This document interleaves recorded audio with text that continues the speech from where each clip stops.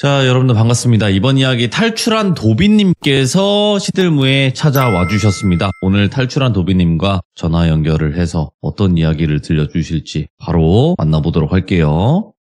안녕하십니까. 도비님. 네, 반갑습니다. 아이고, 오늘도 이렇게 찾아와 주셔서 고맙습니다. 저번 이야기를 못 들으신 분들 때문에 네네. 그냥 간단한 이력 정도만 설명을 해주시면 좋을 것 같아요. 전에 안 계셨던 저희 귀족분들을 위해서 간략하게나마 좀 소개를 드리자면, 네. 저희 외가댁 할머니께서는 만신무당이셨고요. 그리고 외가댁이 대대로 계속 신줄이 내려오는 집안이라, 네. 그로 인해서 제가 어릴 때 한 4살 이전부터 신병을 좀 크게 알았었고, 그것 때문에 이제 외가댁에 불려가다시피 해서 매번 자시부터 축시까지 정한수라고 물을 떠서 기도를 드리고 이렇게 지내다가 외가댁에서도 한번 일이 발생을 했었고요. 맞죠. 그건 이제 네. 그때 참여하셨던 이야기를 들으셔야 돼요. 그죠? 네네. 네. 그래서 아무튼 또 집안 내력이 분명히 있으신 분이고, 그로 인해서 겪지 않아도 될 일들을 겪어오면서 살아오셨단 말이에요. 네. 그래서 오늘 해주실 이야기는 어떤 이야기가 될까요? 간단하게. 키워드로 좀 정의를 해드리면 네. 가위 눌림이라고 말씀을 드릴 수 있고요. 오, 가위 눌림? 일반적인 네. 사람들도 많이 눌리는 건데. 그쵸. 근데 이제 제가 추가로 좀 전달해 드리고 싶은 얘기는, 이전 얘기를 들으셨던 분들은 아마 기억을 하실 수도 있으실 것 같아요. 네. 제가 신병을 다 걷어내고 나서 집으로 돌아갈 때 저희 외할머니께서 저한테 당부하셨던 말씀이 있으셨는데, 그 얘기로 인해서 사실 이 이야기가 시작되는 거지 않을까라고 저는 아직도 계속 생각을 하고 있거든요. 그러면 왜 그런 생각이 드셨는지는 같이 한번 들어보도록 하겠습니다. 렛츠고! 길이십니다. 탈출한 도비예요.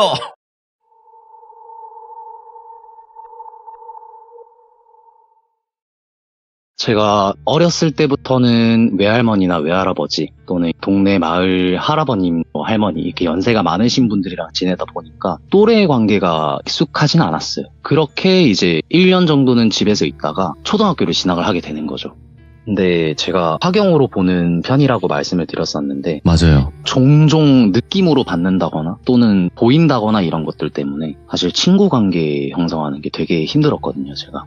그래서 초등학교는 좀 많이 암울한 시기를 보내게 됐는데, 그렇게 됐던 이유가 딱 1학년 때 있었던 일이에요. 예. 같은 반 친구였던 친구랑 되게 오래 잘 지내다가 어느 날 갑자기 이제 하교할 시간이 됐는데 그 친구 발이 뭔가 좀 잘 안 보인다라던가, 형체는 분명하게 있는 사람인데 그 친구 오른쪽 발목쯤에 뭔가 좀 까맣게 보이고, 저희가 뭐 태양을 좀 오래 보면은 어디를 또 다른 데를 응시를 했을 때 잘 안 보이잖아요. 그런 것처럼 보이는 거예요. 근데 제가 그때 당시에는 그냥 이게 이상한 거니까 말을 하지 말아야겠다라는 인식이 정확히 잘 안 돼 있던 나이였죠. 그래서 좀 직설적으로 표현을 하긴 했어요, 그 친구한테. 예를 들어서 그 친구 이름을 똘비라고 하면은, 똘비야 너 다리가 좀 안 좋을 것 같다 이렇게 얘기를 하고, 집 갈 때 조심해서 들어가, 우리 내일 봐 이렇게 얘기를 했었죠. 근데 그러고는 그 친구가 다음날 학교로 왔는데 통깁스라고 하나요? 발목 위쪽 정강이까지 이렇게 깁스를 해서 오는 거예요. 그래서 어떻게 된 거냐고 물어봤더니, 아, 너 이상해, 나 너랑 얘기 안 해 이러고 가까이 안 지내려고 하고, 주변에 좀 그나마 남아있던 친구들이 이야기를 전해준 거는, 그 친구가 하교를 하고 집에 가서 짐을 놓고 동네 친구들이랑 모여서 축구를 한번 했었대요. 네. 근데 축구를 하다가 공을 이제 잘못 밟으면서 발목을 완전 접질러 버린 거예요. 그래서 이 통깁스를 하게 된 친구도 있었고, 그러고 또 며칠 안 지나서 반 친구 여자인 애가 있었는데, 그 친구는 제가 뭔가를 봤다기보다는 느낌이 얘랑 같은 공간에 있고 제가 얘를 딱 쳐다보는데 마음이 너무 아픈 거예요. 그러니까 이게 되게 그땐 푹푹 쑤신다라고 표현을 했는데, 예. 지금 제 나이대가 주변에 조부모님이 돌아가시는 분들이 많이 계시다 보니 이게 가족을 떠나보내는 아픔이라고 해야겠죠. 가슴이 먹먹하게 아픈? 네. 그런 느낌을 받아가지고 제가 또 그 친구한테 가서 얘기를 했어요. 혹시 집에 무슨 일 있어? 라고 했는데, 아니 뭐 아무 일 없는데 왜? 이래가지고 뭐 아니야 이렇게 하고 넘어갔었는데, 그 친구가 다음날 학교를 안 나오는 거예요. 그래서 초등학교 때는 선생님께서 무슨 일이 일어났을 때 다 전달을 해주잖아요. 뭐 누구누구가 오늘은 아파서 못 나온대, 또는 뭐 누구누구가 무슨 일이 생겼다 이렇게 얘기를 하는데, 그때 담임 선생님께서는 말씀을 해주셨던 게, 그 친구가 큰아버지 분이 이렇게 좀 먼저 가시게 돼서 그래서 아마 내일이나 내일 모레쯤 돼서 볼 수 있을 거야. 친구 오면은 잘 달래주고 다독여주고 해주자 우리. 이래서 네 하고 막 어떡하냐. 그러고 또 그냥 금방 지나가죠 그런 게. 그러고 그 친구 학교를 돌아왔어요. 근데 저랑 일체 말을 안 섞으려고 하는 거예요. 그러면서 학교에 이상한 소문이 돌기 시작했었거든요. 제가 뭔가를 얘기를 하거나 다가가서 가까이 지내기만 해도 안 좋은 일이 생긴다. 그래가지고 그 모든 원흉이 저라고 생각을 했던 것 같아요, 친구들. 그래서 사실 저도 어느 정도 눈치는 있었다 보니 그냥 그래 뭐 나를 이해해주는 사람은 많이 없을 수도 있겠다. 그래서 괜히 이런 얘기도 더 안 하고 그렇게 혼자 지내는 모습을 보이다 보니까 어머니랑 아버지께서도 아시잖아요. 오늘 뭐 학교 갔다 왔는데 오늘 뭐 해? 이러면은 뭐 그냥 집에서 TV 보기요 라고 하던가 아니면 뭐 게임을 한다던가 이렇게 계속 집에 혼자 있는 모습을 보이니까 친구가 없다라고 아셨던 것 같아요. 예. 그래서 그때부터는 어머니께서는 뭐 스포츠 활동을 해보는 거 어떻냐 해서 시에서 열리는 스포츠 클럽 센터 이런 곳을 좀 많이 보내주셨었고 그러다가 아버지께서는 투기 종목 이런 걸 좀 해봐라. 네. 이것저것 해보다가 제가 그때 어릴 때부터 유도를 조금 시작을 했었거든요. 그러고 소규모 대회도 나가게 되고 네. 입상도 하게 되고 그래서 나름 6학년으로 졸업하게 될 때쯤에는 괜찮은 평가가 좀 있었던 것 같아요. 주변 친구들은 얘는 그래도 뭐 하나는 열심히 한다 그러면서 중학교로 진학을 하게 되죠. 근데 사실 대부분 저희 귀중님들도 같은 동네 안에서 학교로 이렇게 진학을 하시게 되잖아요. 네. 학군이 같다 보니까 중학교로 진학을 하게 됐을 때 뭐 A 초등학교, B 초등학교, C 초등학교 중에 제가 나온 데가 A면은 다양한 친구들이 모인단 말이에요. 그러면서 또 특히나 남자인 친구들 경우에는 또 그런 게 있잖아요. 각자 다 다른 학교에서 왔는데 내가 좀 친다 해가지고 또 무리를 형성을 해서 뭐 괴롭힘을 좀 하고 다닌다든가 서로 막 알력 다툼을 좀 한다던가 하는 그런 것들이 좀 있었는데 중학교 올라가서는 친구 사귀기가 그나마 초등학교보단 좀 편했지만 네. 같은 학교를 나온 친구들이 또 소문을 퍼뜨리는 거죠. 제가 초등학교 때 이런 일이 있었는데 얘랑 친하게 지내면 안 좋다더라. 또 그게 무슨 얘기냐 하면은 몰라 나도 친구한테 들었어. 이렇게 해가지고 그냥 소문만 무성해지지 정확하게 저랑 그런 직접적인 연관이 있던 친구들은 아니었기 때문에 네. 그런 것들은 좀 걸러 들을 친구들은 걸러 듣고 좀 혹하는 친구들은 가까이 안 와야겠다 하고 이러다 보니 그때부터 사실 제 성격이 뭐 기면 기고 아니면 말고 라는 게 좀 강해졌던 것 같아요. 근데 아무래도 저희 반에 같은 학교에서 온 친구들이 많다 보니까 반 안에서 친구를 만들기가 되게 힘들었는데 지금 제 나이가 곧 있으면 30이거든요. 그 중학교 1학년 때 만났던 친구들이 지금 가장 저랑 친한 친구들이라고 얘기를 할 수 있을 것 같아요. 같은 반에서 만났던 친구들인데 그 친구들은 그런 소문을 듣고도 전혀 상관없이 와가지고 진짜 사람 대 사람으로 대해주는 그런 느낌을 많이 주던 친구들이었거든요. 근데 이제 여기서 문제는 뭐였냐면 아까 말씀드렸던 학교에서 알력 다툼을 하는 그런 좀 공부를 안 하는 친구들이죠. 그 친구들이 반반마다 돌아다니면서 좀 만만해 보이는 애들이 있으면 이렇게 막 때리고 뒤통수 때리고 막 의자에 앉아서 자고 있으면 야 학생이 신성한 학교에서 잠을 자? 이러면서 막 발로 차면서 깨우고 이런 친구들이 좀 있었어요. 예. 근데 제가 그러는 건 웬만하면 일단 냅두다가 제 친구가 저한테 먼저 다가와줬던 친구가 몸이 아파서 그때 약을 먹고 좀 자고 있었던 상황이었거든요. 근데 그 친구한테 가서 책상을 발로 뻥 차면서 또 똑같이 하고 있는 모습을 보니까 이거 못 참겠더라고요. 그래서 저도 한번 의학을 주고 다툼이 일어나고 싸우게 됐던 거죠. 싸우고 나서 다음날 학교로 왔는데 평가가 되게 갈렸어요. 하나는 저 친구는 초등학교 때 이상한 소문이 많이 있던 친구다. 또 하나는 얘가 반에서 양아치인 애들을 때리고 다닌다. 이렇게 두 개의 의견이 형성이 된 거예요. 그래가지고 저도 사실 그게 뭐 좋은 것도 아니었고 싫은 것도 아니었던 거는 일단 제가 반에 있을 때는 그런 친구들이 안 오니까. 그래서 반 친구들이 같은 초등학교를 나왔지만 그래도 조금씩 친해지고 하는 친구들이 되게 많아졌었어요.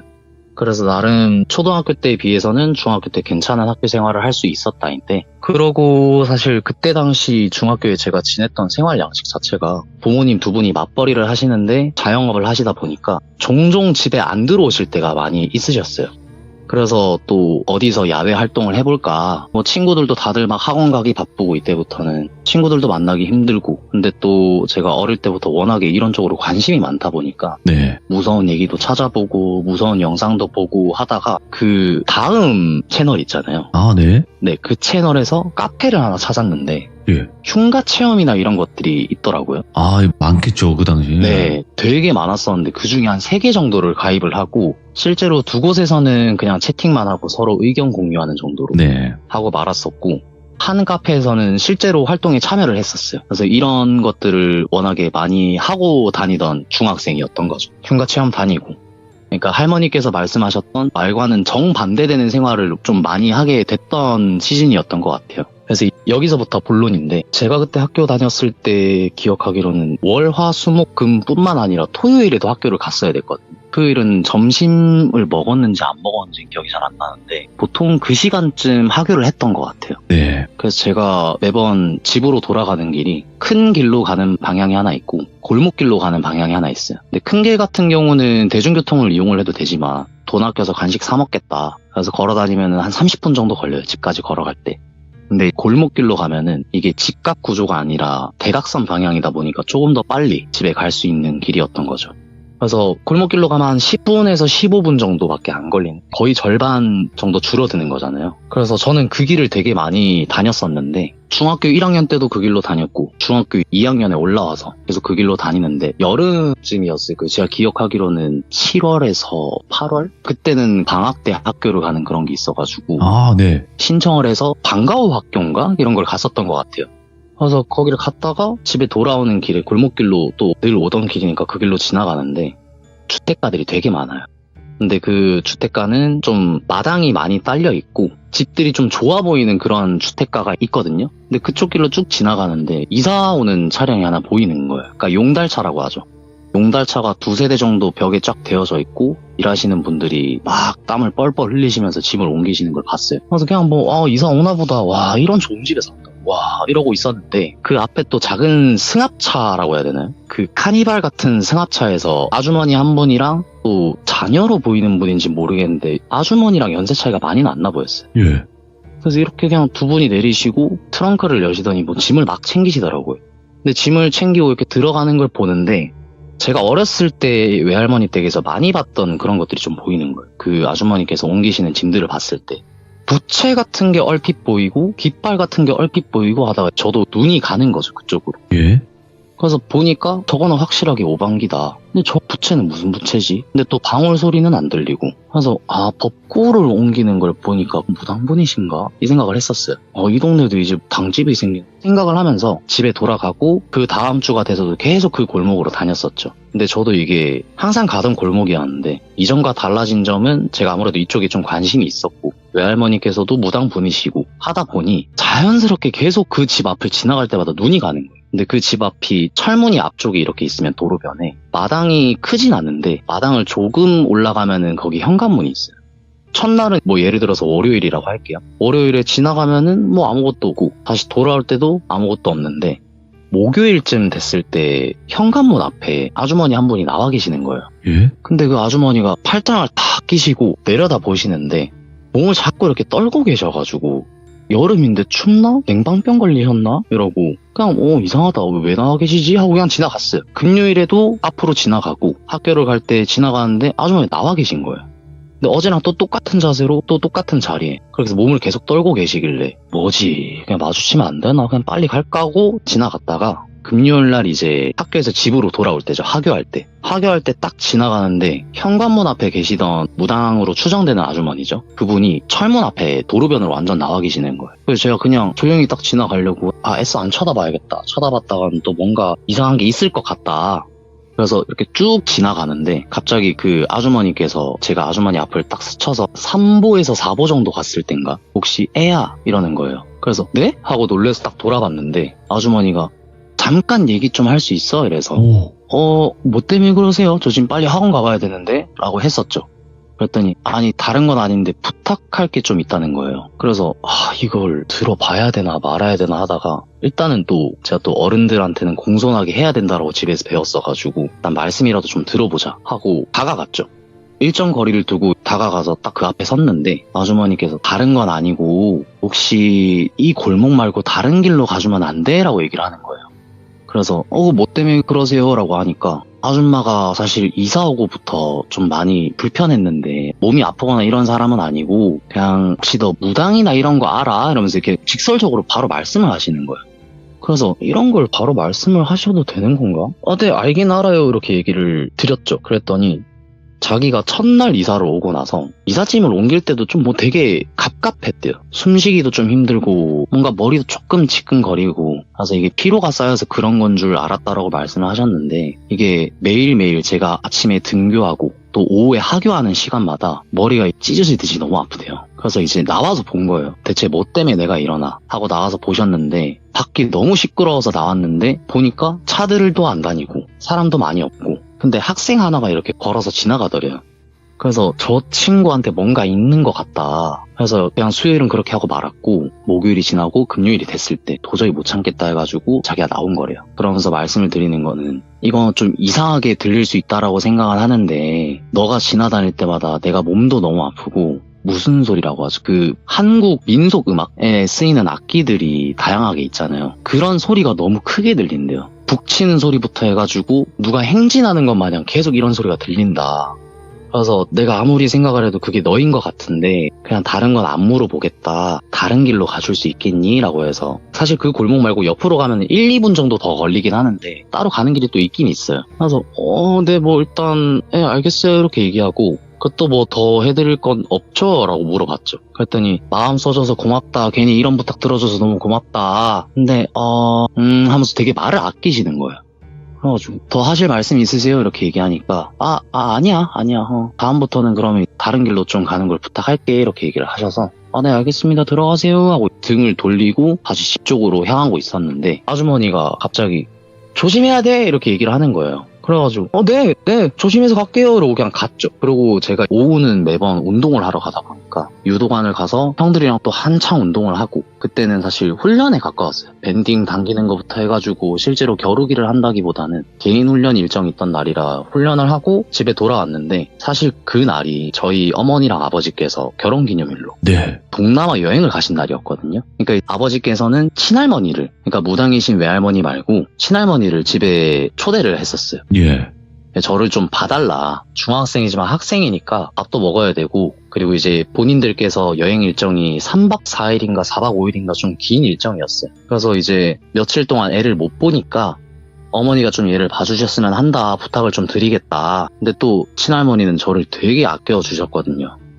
우리 장군 왔나? 이러면서 아이고 뭐 학교에서 별일 없었나? 이러면서 막 말씀을 하시고 되게 친근하게 살갑게 대해주시는 분인데, 저도 이제 집에 들어와서 할머니 저 왔어요 이렇게 막 하니까 야 밥 먹자. 밥 아직 안 먹었지? 이래가지고 밥을 먹었죠. 밥을 먹고 할머니랑 계속 뭐 같이 얘기도 나누고 시간을 보낸 다음에 잠을 자러 갔는데, 그때가 이제 제가 여름이라고 말씀을 드렸잖아요. 여기서 잠시 설명을 좀 드리고 싶은 건, 예. 집 구조에 대해서 좀 설명을 드리고 싶었어요. 제가 현관문을 딱 열고 들어가면은 앞에 신발장이 있으면 쭉 앞으로 봤을 때 안방 들어가는 길이 보여요. 그러니까 거실, 부엌, 안방까지는 현관에서 다 보이는 구조예요. 그래서 현관에서 신발을 벗고 올라서면은 왼쪽이 바로 제 방이고 오른쪽이 바로 화장실, 이렇게 또 연결되는 구조거든요. 근데 또 거실에서 창가 쪽으로 보면은 베란다가 이렇게 좀 작게 나와 있는데, 그 베란다랑 아까 제가 현관 들어왔을 때 왼쪽 방이 제 방이라고 말씀드렸던 그 방이랑 중간에 창문 해가지고 베란다랑 이어지는 창문이 있고, 베란다 쪽에서는 한강이 보이는 그런 네. 아파트에 살고 있었어요. 그 날은 뭐 뷰도 괜찮았고, 특히 겨울에나 뭐 보면은 되게 이쁘고 이렇게 좋았었는데, 제가 사실 그날 있었던 일 이후로 암막 커튼을 사고 한 번도 밖을 안 봤거든요. 그래서 이 말씀을 좀 드리자면, 훈련을 과하게 하고 오기도 했고, 네. 할머니랑 또 대화를 진행을 하다 보니까 많이 피곤해지기도 했어요. 그리고 또 오후에 있었던 일도 막 생각이 나는 거예요. 아주머니가 나와서 막 부탁을 하고, 또 이제 뒤통수에 대고 조심해야 된다 이렇게 얘기를 하니까 뭐지? 그냥 또 하루가 좀 이상하다 하고 이제 그냥 자자 하는데, 집에서 에어컨을 안 틀었거든요. 베란다 창문이랑 제 방에 있는 베란다가 연결되는 그 창문을 같이 열면은 우풍 든다고 하죠. 바람이 계속 돌아요, 거기서. 그래서 선풍기를 안 틀어도 되게 시원하게 잘 수 있는 방이었어요. 그래서 이제 발을 베란다 창문 쪽으로 하고 현관 입구를 머리 쪽으로 해서 이렇게 딱 자는 그런 침대가 있었는데, 침대에서 딱 잠에 들었었고, 몇 시인지는 정확하게 기억을 못하겠지만 새벽에 눈이 딱 떠지는 거예요. 근데 너무 말짱하게. 그래서 그때 말짱하게 깬 상태로 지금 몇 시지 하고 보려고 하는데 몸이 안 움직여지는 거예요. 그래서 그때 왜 몸이 안 움직여지지? 하고 그냥 눈알만 돌아가지고, 그래서 이게 친구들이 말했던 가위 눌렸다는 게 이런 건가? 왜냐면 제가 살면서 처음 눌려본 가위였거든요. 그래서 사실 무섭다는 생각보다는 워낙에 무서운 거는 외할머니께서 굿을 하신다거나 이런 것들을 많이 봤다 보니 네. 거기에 비한다면 사실 이거는 그냥 장난 수준인 거예요. 근데 처음 당해보니까 너무 신기해서 우와, 와, 이게 가위구나, 아, 이런 느낌이구나 하고 그냥 막 한창 해맑게 생각을 하고 있던 찰나에 발바닥 쪽이 너무 시린 거예요. 그래가지고 발이 왜 이렇게 시리지? 하고 그 시림 정도가 저희 뭐 겨울에 밖에 나가서 맨발로 눈을 밟는다 생각하면은 되게 차갑잖아요. 근데 동상이 오기 전쯤이 되면은 아린다거나 시리다거나 이런 느낌이 드는데 제가 진짜 얼음물에 발을 담그고 있는 것처럼 발바닥이라 발목까지가 너무 시려가지고 이게 가위가 눌리면 이게 막 피순환도 잘 안 되고 이러나? 하고 다리 쪽으로 눈을 딱 돌렸는데 침대 끝쪽에 누가 앉아있는 모습이 보이는 거예요. 그래가지고 이게 뭐지? 하는데 제가 그거를 인식을 하고 나서 이제 외할아버지께서 염을 하실 때 소독약이나 이런 것들을 많이 쓰시는데 좀 시신들이 부패가 되면 나는 냄새가 좀 있어요. 그런 비슷한 냄새가 코끝을 자꾸 스치는 거예요. 그래가지고 악취가 너무 나고 코가 찡긋찡긋하면서 아프고 이러니까 왜 이런 냄새가 나지? 왜 영안실에서 나던 냄새가 여기서 나지?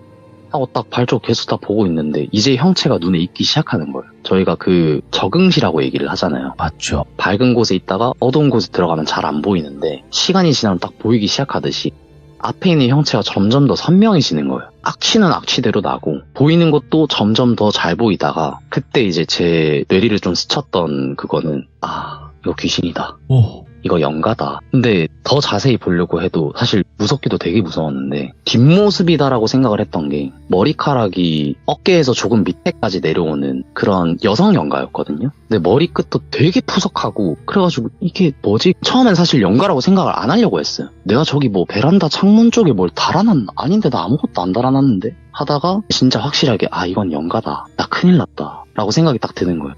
그러면서 한편으로는 또 무슨 생각을 했냐면 진짜 이러다가 죽을 수도 있겠다. 그냥 이게 직감이 되는 거예요. 나 지금 이거 빨리 몸을 어떻게 깨우지를 못하면 죽을 수도 있겠다. 그래서 막 한창 또 제가 카페 활동이나 이런 것들 많이 찾아봤다고 했었잖아요. 근데 가위 눌렸을 때 뭐를 하면 풀린다 해가지고 이것저것 다 시도를 했었거든요. 근데 시도를 하려고 딱 처음부터 엄지를 어떻게 굽혀봐야겠다 해서 딱 움직이려고 하는데 침대에 걸터 앉아있는 그 여성 영가가 천천히 왼쪽으로 기울었다가 천천히 오른쪽으로 기울었다가 이렇게 왔다 갔다를 하기 시작하는 거예요. 근데 이게 저희 혹시 음악 하시는 분들은 아실 수도 있을 것 같은데 메트로놈 기기를 보면은 건드렸을 때 왼쪽 오른쪽 왼쪽 오른쪽 이렇게 움직여지잖아요. 그렇게 천천히 움직이기 시작을 하는 거예요. 그래서 진짜 몸에 소름이 쫙 돋는 게 느껴지는데 그래도 몸은 아직도 안 풀렸고 그래서 제가 기억하기로는 그때 한 10분 정도는 그 상태로 계속 있었던 것 같아요. 어떻게든 몸을 풀어보겠다고. 근데 거의 막바지쯤에 몸이 풀리겠다 싶을 때는 사실 몸이 풀리고 말고의 문제가 아니고 미쳐버리겠는 거야. 눈을 그 영가한테서 못 떼겠는데 처음에는 천천히 왼쪽 오른쪽 왼쪽 오른쪽 이렇게 움직였으면 몸이 거의 다 풀려갈 때쯤에는 미친 듯이 좌우로 팍 움직여지는 거예요. 근데 그러다가 조금씩 비웃는 웃음소리도 좀 들려요. 그러니까 뭐 하면서 뭐 찢어지는 소리랑 같이 해가지고 웃는 소리가 들리길래 그냥 멘탈이 완전 다 무너진 거죠, 저는. 그러다가 몸이 딱 풀리는 걸 느끼는 순간 그 영가가 미친 듯이 막 도저히 사람이 낼 수 없는 속도로 왼쪽 오른쪽으로 움직이고 있는데 몸이 풀리니까 탁 멈추는 거예요. 그래서 진짜 큰일 났다 이거. 나 이거 어떻게 해야 되냐 하다가 생각을 했던 거는 침대에서 일어나면은 바로 문을 열고 나올 수가 있어요. 그럼 이 현관에서 쭉 보이는 곳이 안방이니까 할머니께서 거기서 주무시고 계시니까 할머니한테 당장 뛰어가야겠다 이거. 왜 그렇게 생각을 했는지 모르겠는데 이게 너무 무서우니까 일반적인 생각이 전혀 안 되는 거예요. 그래서 그럼 일단 계획을 해보자. 덮고 있는 이불을 저쪽으로 던져버리고 왼손으로 문을 열고 바로 뛰어나가면 되겠다 해가지고 계획을 실행에 옮기기까지 시간이 좀 걸렸는데 실제로는 얼마 안 걸렸어요. 한 10초 정도밖에 안 걸렸을 거예요. 그래서 이제 마음을 먹고 자 이제 간다. 하나 둘 셋 하고 이불을 팍 던지고 빨리 일어나가지고 왼손으로 문을 촥 여는데 뒤에서 오른손을 빡 잡는 거예요. 그래서 제가 소리를 내면서 깼어요. 근데 저는 분명히 이게 가위에 눌린 거라고 생각을 했는데 자고 있는 그 상태 그대로 소리를 지르면서 일어난 거예요. 그래가지고 이게 지금 상황이 정리도 안 되고 이게 뭐지 하면서 식은땀은 식은땀대로 쫙 흘리고 있어요. 침대가 다 젖어 있고 이거 뭔 일이다. 이건 진짜 무슨 일이 났다. 나 뭐 잘못한 것도 없는 것 같은데 하고 일단은 정신도 좀 차리고 잠도 다 깨버렸으니까 목도 좀 축일 겸 방 밖을 나갔어요. 나가서 이제 왼쪽으로 쭉 돌면 거실이랑 부엌이 붙어있는 구조였는데 거실 쪽에는 커튼을 안 쳐놔도 밖에 이제 불이 들어오는 게 있으니까 밝은 편이란 말이에요. 좀 안심이 된다. 빛을 보니까 좀 안심이 된다. 하고 조금씩 걸어가서 냉장고에 가서 물을 좀 마시려고 냉장고를 열고 물을 꺼내서 마셨어요. 마시고 다시 잠그고 냉장고에 넣고 문을 닫았는데 뭔가를 잘못 본 것 같은 거예요, 제가. 그래서 괴리감이 좀 많이 느껴져가지고 뭐지? 하고 다시 문을 열었어요, 냉장고 문을. 문을 열고 제가 오른팔을 거기 가져다 댔거든요. 근데 그 냉장고에 불빛이 나오잖아요. 문을 열었을 때. 주황빛으로 쭉 나오는데 오른쪽 팔에 손자국이 너무 선명하게 남아있어가지고 사실 그때 현실 부정을 좀 했어요. 꿈을 얼마나 이렇게 현실감 있게 꾸면은 내가 자면서 내 손을 이렇게까지 잡냐. 그래가지고 이제 오른손의 멍자국을 왼손을 가져다 대면서 비교를 해봤죠. 그게 어떻게 잡았지 하면서 딱 손을 가져다 댔는데 손자국이 이게 안 맞는 거예요. 왼손이랑 이 손자국이랑 전혀 안 맞아가지고 손을 뒤집어도 보고 한 10초에서 15초 정도를 계속 제 팔을 만지고 있었어요. 예. 근데 이게 아무리 봐도 왼손으로 잡은 자국이 아닌데? 라는 생각이 드는 거예요. 그래서 이제 딱 자세히 보니까 왼손으로 잡을 수가 없고 오른손으로 오른손을 잡았을 때 그 손자국이 콱 남아있는 거예요. 그래서 제가 그걸 딱 판단을 하고 나서 와 소름이 확 몰려오니까 바로 안방으로 뛰어가가지고 할머니 좀 일어나봐 할머니 이러면서 나 살려달라고 이렇게 막 얘기하니까 할머니가 정신이 없으시죠. 연세도 많으신데. 그래서 무슨 일이냐 왜 그러냐 와 뭐 때문에 그러는데 이래가지고 팔을 보여드리려고 하는데 그게 문득 든 생각이 나만 불안하면 되지 않을까. 괜히 이거를 할머니한테까지 보여드리면은 이게 좀 안 좋을 것 같다 싶어가지고 네, 할머니께서 딱 그 불을 켜고 보시다가 팔에 그 자국은 뭐하고 이래가지고 얘기하시길래 잘 둘러댔죠 제가. 할머니 저 그 오늘 저녁에 유도 갔다 왔지 않냐. 형들이랑 겨루기 하다가 우리가 채싸움을 많이 해야 된다. 기싸움을 해야 된다. 그러다 엎어치기 할 때 잡혔던 손자국이다. 하고 이제 잘 넘기고 할머니가 그래 마 때문에 그러는데 이래서 그냥 나 무서운 꿈 꿨어요 할매 이러니까 그래 오늘 같이 짤까. 좀 부끄러운 얘기긴 하지만 중학교 2학년이 돼가지고 할머니랑 같이 잘 수밖에 없겠는 거예요. 그래서 안방에 누웠죠. 눕고 동이 틀 때까지 그냥 진짜 뜬 눈으로 계속 밤을 샜어요. 그러고 아침에 동이 트고 할머니도 일어나시고 하니까 그제서야 좀 빛이 많이 들어오고 해서 안심이 돼가지고 잠에 들었던 거죠.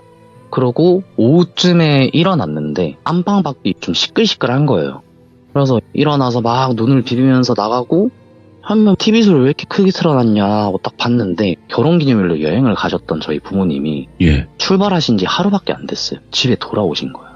돌아오셔가지고 할머니를 마중을 보내고 아버지께서는 할머니를 모셔다 드리고 오겠다. 그래서 나가시는 장면을 봤고 할머니 어디 가요? 이러니까 이 아들이 빨리 와. 내가 가야 된다네. 그래가지고 그럼 다음에 뵐게요. 연휴 때 뵐게요. 라고 하니까 야 잘 있어라 하고 할머니를 보내드렸어요. 근데 그러고는 옆에서 사실 어머니가 계속 전화를 하고 계셨거든요. 아니 전화하고 나발이고 왜 오셨지? 라는 생각이 드는 거예요. 전화를 탁 끊으시더니 어머니랑 아버지께서 진짜 다행이라고 고맙다고 살아있어줘서 고맙다 이렇게 얘기를 하시는 거예요. 그래가지고 아니 설명을 좀 해달라. 아니 두 분 지금 결혼기념일 여행 가신 거 아니냐. 그 비행기는 어떡하고 숙소는 어떡하고 벌써 오셨냐 하니까 어머니께서 공항에 내리시고 숙소를 체크인을 하고 짐이랑 다 두시고 나서 아버지랑 같이 저녁 식사를 하시러 가고 있었는데 외할머니께서 전화가 오셨대요. 전화가 오셔가지고 야 니 어디고? 라고 하시고는 어머니 나 지금 이렇게 왔다 라고 말씀을 드렸는데 니 지금 당장 빨리 집에 돌아가 뭐해? 이런 소리를 지르시는 거예요. 그래서 그 얘기를 듣고 어머니도 아시니까 아버지한테 말씀을 드린 거죠. 미안하다. 우리 지금 오늘 여행 올 때가 아닌 것 같다. 그래서 한번 싸우셨대요. 그 호텔 앞에서 엄청 싸우셨대요. 이제 설명을 드리고 돌아가야 된다 지금 우리가. 그래서 돌아오신 거예요. 가장 빠른 비행기를 잡고 급하게 돌아오셔서 왔을 때가 오후 시간대였던 거죠. 도착을 해서는 어머니 저희 왔으니까 돌아가셔도 될 것 같다. 그래서 우리 서방이 이렇게 딱 보내줄 거라고. 그래서 같이 가시고 다음에 연휴 때 인사드릴게요 이렇게 또 하면서 마무리가 된 거였던 거예요. 그러고는 다시 전화가 탁 울리기 시작하는데 어머니께서 저한테 딱 전화기를 주시면서 받아봐라. 그래서 전화 그때는 그거였죠. 폴더폰이었죠. 폴더폰 그때 애니콜인가 햅틱인가 거기 그게 떠요. 그러니까 그 폴더폰을 덮어놔도 위에 보트 모양 해가지고 뭐 맞지. 뜨면 통화 모양이 뜨면서 이름이 뜨잖아요. 근데 어머니 폰인데 그 전화 오는 걸 딱 보니까 엄마라고 써져 있는 거예요. 그래가지고 외할머니시구나. 근데 사실 좀 꺼려졌어요. 왜냐하면 아까 맨 처음 말씀드렸다시피 저희 외할머니께서 제가 외가댁을 나올 때 이런 쪽에 관심도 두지 말고 라고 하셨었거든요. 근데 그게 갑자기 스쳐 지나가는 거예요. 내가 흉가 체험을 다니고 이런 것들이 갑자기 생각이 나는 거예요. 전화를 받았죠. 전화를 받으니까 할머니께서 딱 진짜 다 생략하시고 말해봐라 하시는 거예요.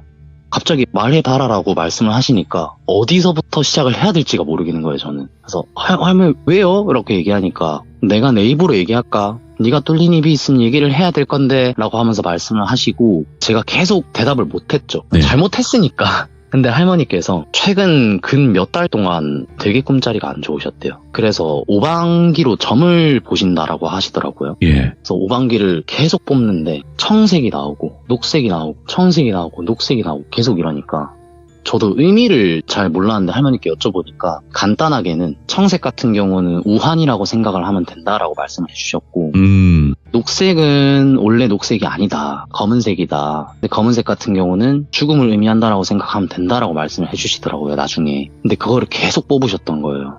다시 이렇게 묶어가지고 다시 뽑아봐도 청색이랑 녹색이 계속 나와버리니까 얘가 지금 무슨 짓을 했구나. 얘가 지금 하면 안 되는 짓을 하고 돌아다니고 있구나 해서 처음엔 청색만 뽑으셨대요. 마지막쯤이 돼가지고 녹색을 뽑으신 거예요.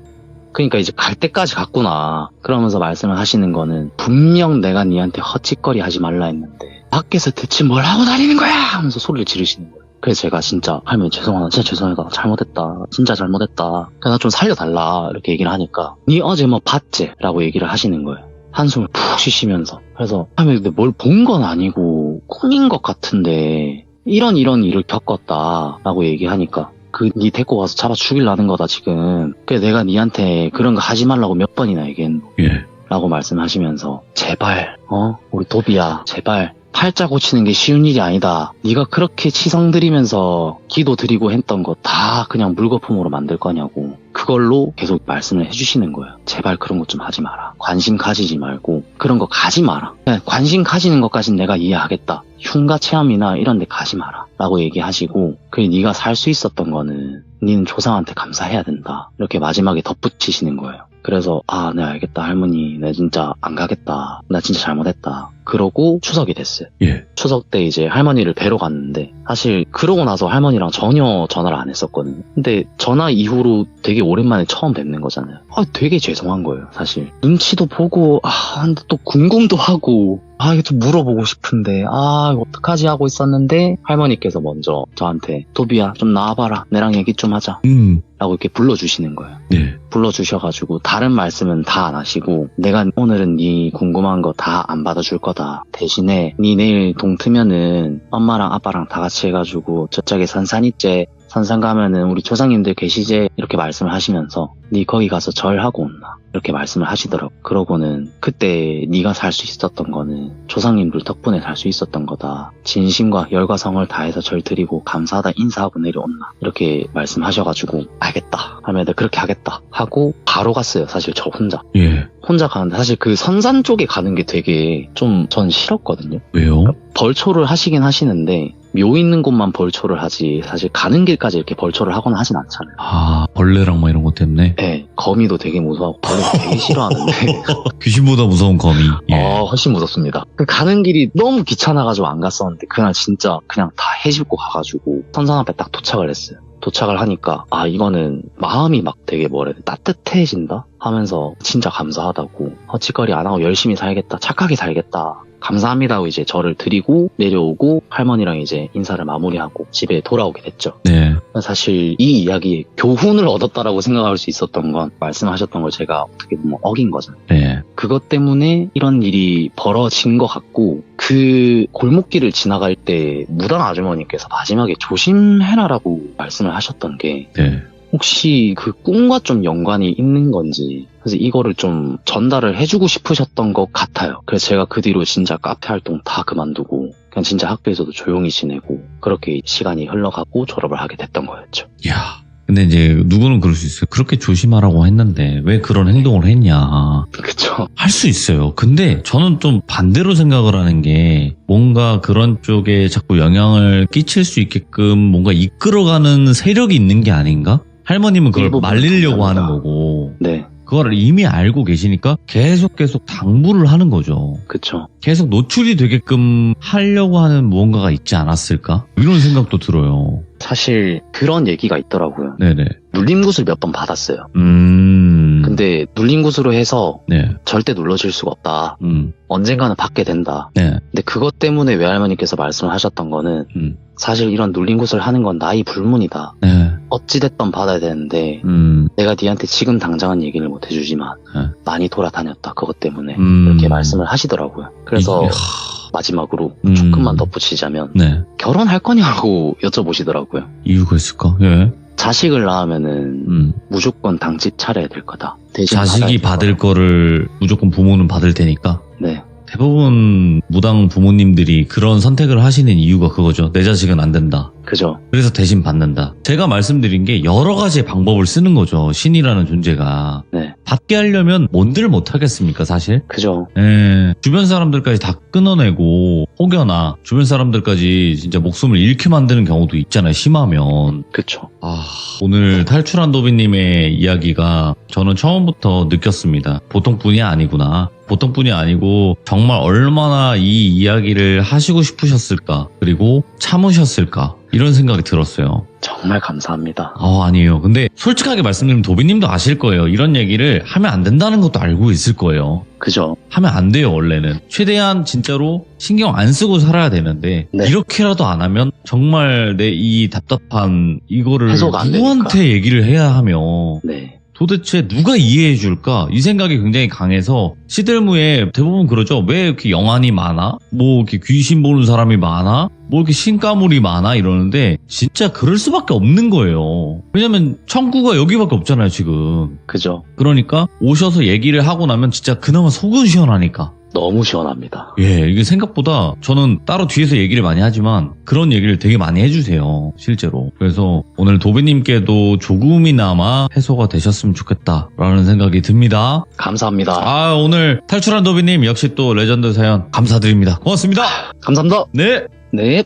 첫 번째 이야기부터 도비님의 이야기가 굉장히 충격적인 이야기였어요. 못 들어보신 분들도 계시겠지만 그래서 이 이야기를 듣기 전에 탈출한 도비님의 이야기를 먼저 들으시고 그 다음에 이 이야기를 순차적으로 들어보시면 어떨까 그렇게 또 추천드리고 여러분들께서도 혹여라도 내가 귀신을 본다 아니면 좀 무속 쪽에 가까운 뭐 가족분들이 계셔서 여러 가지 일들을 많이 겪으셨다 하시는 분들 중에서 본인의 선택에 의해서 편할 때 언제든지 신청해 주시면 될 것 같습니다.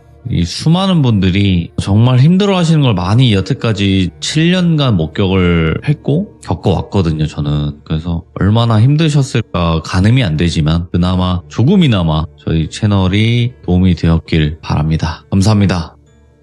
자, 여러분들 반갑습니다. 이번 이야기 바로 세상에서 가장 잘생기고 다이아몬드 같은 남자 바로 동네꼬마님을 모셔보도록 하겠습니다. 안녕하십니까? 안녕하십니까? 잘 지내셨습니까? 네, 다이아몬드 같은 남자라고 불리던데요? 그런 일반적인 물건에 저를 비교하지 마십시오. 불비님. 아니, 그러면 뭐 우주에서 있는 좀 아니죠. 이렇게 해야 되나 어떻게 되죠? 인간의 새치 혓바닥으로 표현할 수 없는 아름다움입니다. 감히 그럼요. 혓바닥 따위로 어떻게 나를 표현하나? 안 돼. 세종대왕님도 이걸 표현하고 싶어서 한글을 창제했는데 실패하셨지. 차마 표현할 수가 없는 거예요, 이게. 그때는 동네꼬마님이 안 계셨잖아요. 근데 미래를 저는 태초부터 언제나 늘 있었습니다. 알겠습니다. 오늘 동네꼬마님께서 이렇게 찾아와 주셨는데 오늘 해주실 이야기는 어떤 이야기일까요? 오늘 그냥 가슴이 따뜻해지는 그런 얘기입니다. 따뜻해진다. 네, 역시. 훈훈한 얘기입니다, 오늘. 예. 이렇게 얘기하는 게 더 무섭다라고 느껴지는데 자, 그럼 바로 확인을 해보도록 하겠습니다. 렛츠가! 길이십니다. 동네꼬마예요.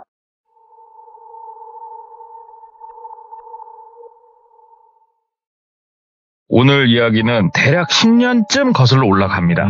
여러 번 제 이야기에서 나왔던 우리 어둠의 꼬봉 형님 있지 않습니까? 어둠의 꼬봉 형님이 본인이 직접 이렇게 알았고 겪었던 이야기가 아니고 나도 우연찮게 그냥 이쪽 옛날에 있었던 이상한 일 했던 업계에 있는 사람이 아니고 다른 사람들을 만나서 이야기하다가 내가 이런 걸 하나 들었다라고 하면서 얘기를 전해주더라고요. 그래서 방송에다가 한번 얘기를 하려면 그래도 동의는 꼭 구하거든요, 제가. 그래서 그래서 한번 그러면 말이라도 해주셔라. 그래가지고 조금 더 상세하게 듣고 오늘 한번 얘기를 해보는 건데, 네.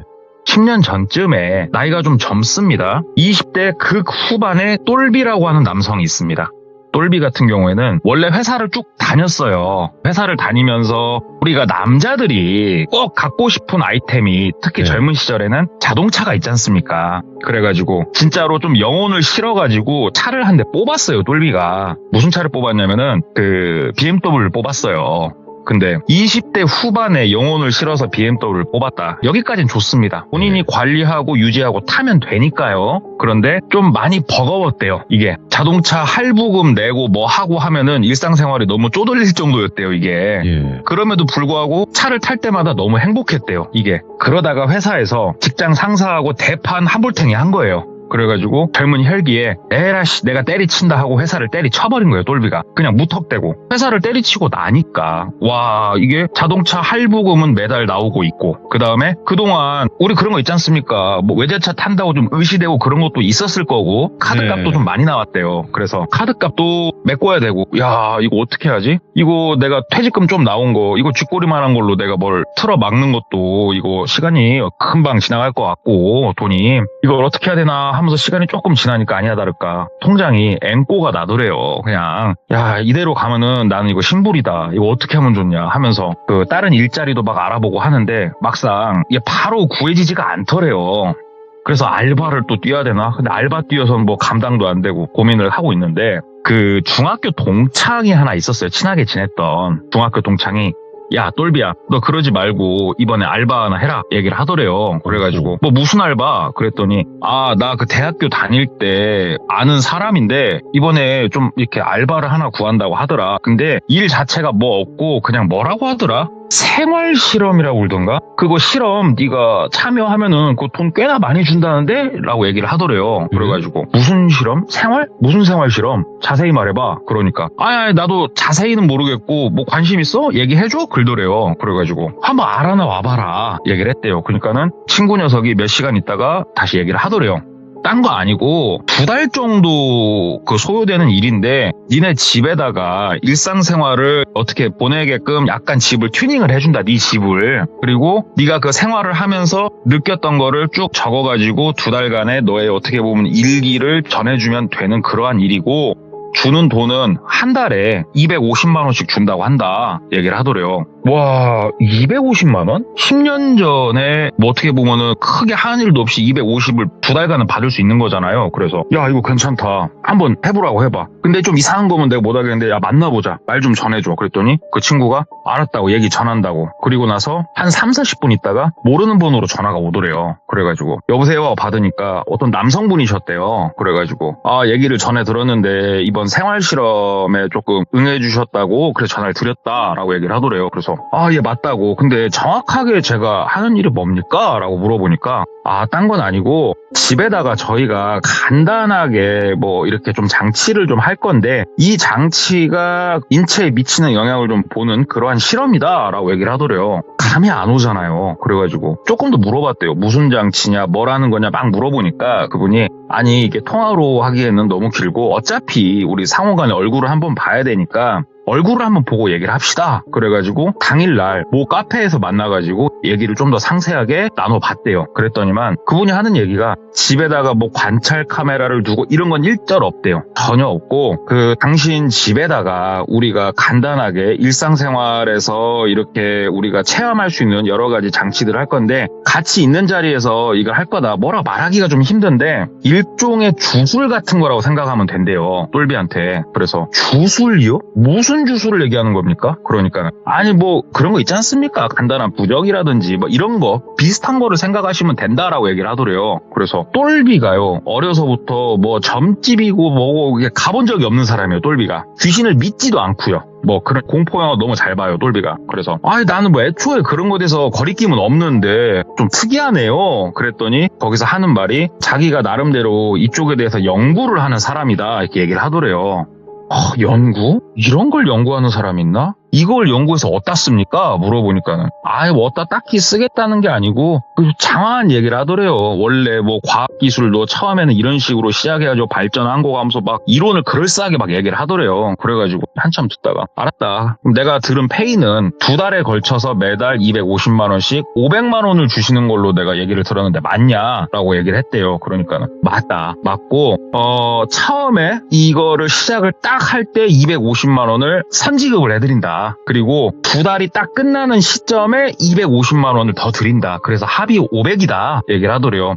똘비는 오히려 기분이 더 좋았대요. 원래는 한 달 있다 250, 또 한 달 있다 250 그럴 줄 알았는데 먼저 250을 선 지급해준다고 하니까 좋다. 한번 해보겠다. 그러니까는 본격적으로 얘기를 하더래요. 부모님이랑 같이 사냐? 아니다. 나 혼자 산다. 어디에 사냐? 거주지가 뭐 주택이냐 아파트냐 뭐냐? 그래가지고 나 원룸 살고 있다. 그러니까는 좋다. 원룸 몇 층에 살고 있냐? 나 몇 층에 살고 있다. 그랬더니 오케이. 층수가 높지 않아 좋다. 지기가 아주 올라오게 좋다 하면서 막 얘기를 하더래요. 그러면서 그럼 우리가 준비를 해가지고 내일 모레 그럼 우리가 당신 집으로 가서 이거를 전부 다 세팅을 완료를 하고 당일날 250을 지급하면서 실험을 시작하도록 하겠다라고 얘기를 하더래요. 그래가지고 그러셔라. 그러고 아주 그냥 가벼운 마음으로 집에 놀고 있었대요. 그리고 이틀이 지났고 아침 10시쯤 전화기가 울리더래요. 그래가지고 여보세요 받으니까는 뭐 지금 좀 방문을 해도 괜찮겠냐? 그래서 어서 오시라고. 나 집에 있다고. 그러니까 그분들이 오시더래요. 그래서 그때 카페에서 만났던 남성분하고 그 다음에 다른 남성 한 분이 같이 오셨대요. 처음 보는 분이죠, 그분은. 그래서 카페에서 만났던 분은 한쪽에서 팔짱을 끼고 이러고 서 있고 같이 온 남성분이 작업을 시작을 하더래요. 이게 원룸이다 보니까 한쪽에 침대가 있고 한쪽에는 컴퓨터 책상이 있고 좀 이럴 거잖아요. 그러니까는 이 구조를 한참 유심히 지켜보다가 부적을 가방에서 빼가지고 작업을 시작을 하더래요. 근데 이게 정말 특이했던 거는 바닥에다가 붙이고 그 다음에 벽에다 붙이고 천장에다 붙이고 침대 매트릭스를 드러내고 침대 프레임에다 붙이고 정말 여러 군데다가 이런 것들을 붙이기 시작을 하더래요. 그리고 나서 얼마나 붙였을까? 이제는 뭐 더 이상 할 거는 없겠네 싶은 그 순간 처음에 카페에서 인사했던 남성분이 오셔가지고 자 어느 정도 세팅은 끝났다. 세팅은 끝났는데 지금부터 당신에게 조금 더 우리가 요구를 하겠다. 그러면서 요구를 했던 게 뭐냐면은 우리가 시들무에서 너무 많이 나왔던 아이템 손톱, 발톱, 머리카락 이런 것들을 요구를 하더래요. 그래서 참 이런 거는 어디 초등학교 때 뭐 이렇게 공포 잡지에서나 보던 3류, 4류 소설 이야기를 여기서 꺼내고 있네. 뭐 이런 생각이 들더랍니다. 그래가지고 흔쾌히 이런 거에 대해서는 전혀 뭐 무섭고 뭐 이런 게 없는 사람이니까 마음껏 끊어 가십시오. 머리카락을 끊어 가든 손톱을 뽑아 가든 마음대로 해보십시오. 그러면서 손톱도 내주고 발톱도 내주고 머리카락도 내주고 다 내줬대요. 그리고 나서 마지막으로 요구를 했던 게 우리 무통 사열침을 이용해서 피도 조금 한두 방울 정도만 달라고 얘기를 하더래요. 그래가지고 까짓 거 다 가져가시라고. 그래서 손도 내줘가지고 사열침으로 피도 한 2방울 뽑아가지고 그냥 진짜 얼굴도 없는 인형 같은 데다가 그 인형 한가운데다 그 피를 묻히더랍니다. 참 그걸 보면서 똘비가 기가 차더래요. 이거 진짜로 유치찬란하다. 뭐 이따위를 하면서 이걸 연구랍시고 이러고 있나. 참 그런 이상한 뭐 우스꽝스러운 생각이 들었는데 전혀 내색은 안 했다고 하더라고요. 그렇게 다 끝났어요. 다 끝나고 이 일을 열심히 해주셨던 남성분은 나가시고 처음에 카페에서 봤던 그분이 얘기를 하더래요. 똘비씨 세팅은 다 끝났다. 이게 다른 건 아니고 이게 음양오행이라고 해가지고 이게 인체에 미치는 영향을 우리가 지금부터 관찰을 할 건데 하루에 한 번씩 일기를 좀 써주셔라. 일기에다가 오늘 내가 뭐 꿈이 있으면 꿈을 쓰시고 내가 조금 뭐 여러 가지 기운이 느껴졌으면 그런 기운을 매일매일 일기에 써주셔라. 지금 세팅해 놓은 거는 절대 건드리시면 안 된다. 부적 같은 거 떼셔도 안 되고 훼손해도 안 되고 가리지도 마라. 그것만 지켜주시면은 돈은 드린다. 그리고 일기라 이런 모든 것들이 성실하게 꼼꼼하게 잘 쓰였다고 하면은 우리가 보너스를 더 지급할 수도 있으니까 조금 노력해 주셔라. 그리고 마지막으로 하나, 우리 직원이 한 번씩 와가지고 한번 방을 좀 보자고 할 수가 있다. 이거에 대해서는 우리 똘비 씨가 응해 주시길 바란다 라고 얘기를 하더래요. 그래서 오케이 알았다. 뭐 얼마든지 그렇게 해라. 그러면 오늘 선입금으로 주신 돈은 그럼 언제쯤 넣어주실 거냐 얘기를 하니까는 30분 이내에 입금 처리하도록 하겠다고. 만약에 30분 이내에 입금이 안 되면은 전화 주셔라. 그리고 가시더랍니다. 그래서 똘비가 기다렸대요. 왜 그러냐면 이 250만 원이 들어오면은 지금 송금해야 될 곳이 몇 군데 있었거든요. 그래가지고 다리를 달달달달 떨면서 기다리니까 한 10분 정도 지났나? 바로 입금이 되더래요. 그래가지고 얼씨구나 좋다 웬 떡이냐 하고 돈을 막 낼 곳들 내고 아이고 2달은 편히 돈 벌고 좋다 하면서 그렇게 일상생활을 시작을 했다고 합니다. 예. 처음에는 조금 느낌이 그랬대요. 막 부적이 붙여져 있고 옆에 뭐 매달아 놨고 좀 이상하니까 괜히 좀 느낌이 그네, 기분이 그네. 그런데 이게 되게 웃긴 게 이게 한 일주일 정도만 생활을 하다 보면은 전혀 이게 이상해지지가 않는데요. 그냥 방 인테리어 중에 하나? 이 정도로만 느껴지지 전혀 그런 것도 안 느껴지고 악몽을 꾼다던가 이상한 기운이 느껴진다던가 소리가 들린다던가 귀신이 보인다던가 전혀 그런 일 전혀 없었다고 그러더라고요. 똘비 자체가 그런 걸 안 믿어서 그런 걸 수도 있어요. 보름 정도가 지났을 때 모르는 번호로 전화가 오더래요. 그러니까 받아보니까 그 생활, 이 실험 이쪽 관리하는 사람이라고. 그러시냐고. 어디시냐고. 저 집입니다. 얘기를 하니까는 지금 집을 조금 들어가 봐도 괜찮겠냐. 그래서 들어오시라고. 서로 나눈 얘기가 있었으니까. 문을 열어주니까 그분이 들어오셨는데 얼굴을 보니까 이거 세팅하신 분이더래요. 그래가지고 예, 뭐 보실 거 있으면 보시라고 편안하게. 그러니까 그분이 들어오셔가지고 싹 훑어보더래요. 싹 훑어보고 너무 성실히 잘 해주신다고. 일기 혹시 쓰신 거 있으시냐고. 그래서 일기장을 보여줬대요. 그러니까는 일기장을 싹 보더니 너무 잘하고 계신다고. 고맙습니다. 실례했습니다 하고 가더래요. 이렇게 보름에 한 번씩 그분이 딱 오셨대요. 그러다가 이게 2달짜리 실험이니까 1달 하고 반쯤이 됐을 때 또 오셨어요. 그 분이. 그래가지고 편히 보시라고 이 실험도 거의 끝나가네요 라고 얘기를 하니까는 그분이 끄덕끄덕 하면서 이렇게 보고 일기를 한참 보더니 똘비한테 그때는 질문을 하더래요. 똘비씨, 여기 일기에 써져 있는 거 말고 다른 게 느껴지고 그런 거는 없으셨죠? 라고 얘기를 하더래요. 그래가지고 똘비가 맞다고. 그런 거 없다고. 그러니까는 그분이 예, 다행입니다. 예. 그러면서 똘비한테 명함을 한 장 주더래요.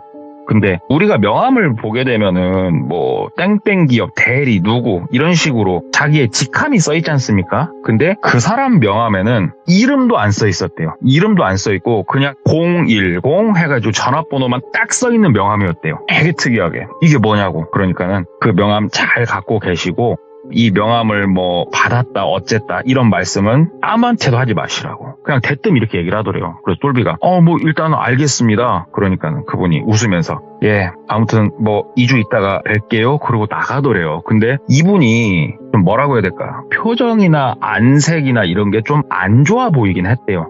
오늘 오신 분이. 똘비가 뭐 뭔 상관이에요. 늘상 하던 대로 뭐 게임도 하고 뭣도 하면서 2주가 지났어요. 그리고 실험 마지막 날인 뵀습니다. 그래서 실험 마지막 날 한 저녁 6시, 7시쯤 해가지고 그분들이 방문을 하셨어요. 카페에서 봤던 주최를 하셨던 분과 이거를 세팅하셨던 분 두 분이 같이 방문을 해주셨어요. 그리고 나서 일기장도 이제 가져갔는데 똘비 집에서 한쪽에 앉아가지고 일기장을 쭉 보시더래요. 그 똘비한테 돈 줬던 그분이 쭉 보고 나서 똘비한테 뭐 이상한 게 보인다던가 느껴진다던가 그런 일은 전혀 없으셨냐고. 그러니까 똘비가 전혀요. 오히려 이거 부적이랑 이런 거 다시 떼면은 그게 더 이상할 것 같은데요. 이제 너무 익숙해져가지고 라고 얘기를 한 거예요. 그러니까 그분이 웃으면서 예, 이래서 우리가 실험이 필요했던 겁니다. 너무 성실히 잘해주셨고 뭐 식사하셨어요? 묻더래요. 똘비가 아니요, 아직 뭐 식전입니다만. 그러니까는 같이 밥이나 먹으러 가시게요. 그러면서 똘비를 데리고 나가더래요. 어차피 우리 뭐 그런 거 있지 않습니까? 프로젝트도 다 끝나고 마지막 날 다 같이 회식하잖아요. 그렇죠. 그런 느낌으로 같이 나가가지고 뭐 맛있게 고기 먹고 그렇게 놀고 나서 차를 같이 타고 한 대로 어디론가 향했다고 해요. 향한 곳은 그냥 어느 건물이었습니다. 건물이었고 1층, 2층 막 우리 유흥가 건물 있지 않습니까? 시끄러운 막 노래방 들어가 있고 막 이것저것 있는 휘황찬란한 그런 건물이었는데 야, 여기서 뭐 조금 제대로 재밌게 놀려나 보다 뭐 이런 생각도 하면서 같이 그 건물로 들어갔대요. 건물로 들어가가지고 제일 꼭대기층으로 올라갔답니다. 제일 꼭대기층으로 올라가서 내리니까 엘리베이터에서 내리니까 거기에 꼭대기층에도 여러 가지 상가들이 입점해 있을 거 아니에요. 여기서 뭐 어딜 가시려고 하지 하는데 비상구 문을 여시더래요. 그러면서 비상구를 따라서 옥상으로 올라가더랍니다. 그래서 뭐 뒤에 졸졸졸 따라서 올라갔대요. 옥상으로 올라가니까 옥상 한켠에 우리 샌드위치 판넬로 작게 집처럼 해놓은 게 있더래요. 진짜 작게. 저기서 뭐 차 한잔 마시자고 그러더래요. 저기가 내 아지트라고. 그래서 아지트를 참 희한하게 지어놓으셨다 이런 생각을 하면서 그 안에 이렇게 들어가서 앉았대요.